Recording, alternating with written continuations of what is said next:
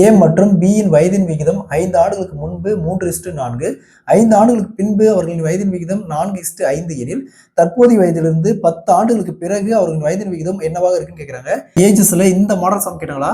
First இந்த 2 ரேஷியோக்கும் difference பாருங்க. 4ல் 3 போச்சுன்னா 1, அதே மாதிரி 5ல் 4 போச்சுன்னா 1.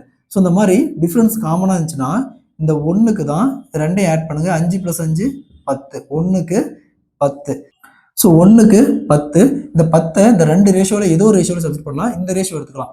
ஸோ இங்கே 3:4 இருக்குது. ஸோ 1க்கு 10னா 3 × 10, 3 × 10 30. அதேமாதிரி இங்கே 4 × 10 40. ஸோ இது பார்த்தோம்னா 5 ஆண்டுகளுக்கு முன்பு தான் அந்த வயசு. அப்போ ப்ரெசன்ட் ஏஜுக்கு தற்போதைய வயதுக்கு இது கூட 5 ஆட் பண்ணோம். அப்போ 30 + 5. அதேமாதிரி இங்கே 40 + 5 35. இங்கே 45. கொஸ்டின்ல 10 ஆண்டுகளுக்கு பின்பு, அதாவது தற்போதைய வயதிலிருந்து ப்ரெசன்ட் ஏஜ்லேருந்து 10 ஆண்டுகளுக்கு பின்பு அவங்க வயது விகிதம் கேட்குறாங்க. அப்போ இது கூட அகைன் 10 ஆட் பண்ணணும். இது கூட 10 ஆட் பண்ணால் இங்கே என்ன வரும்? 45. இங்கே 55. ஸோ அப்படி கேன்சல் பண்ணால் 9:11. 10 ஆண்டுகளுக்கு பிறகு அவர் வயதின் விகிதம் 9:11.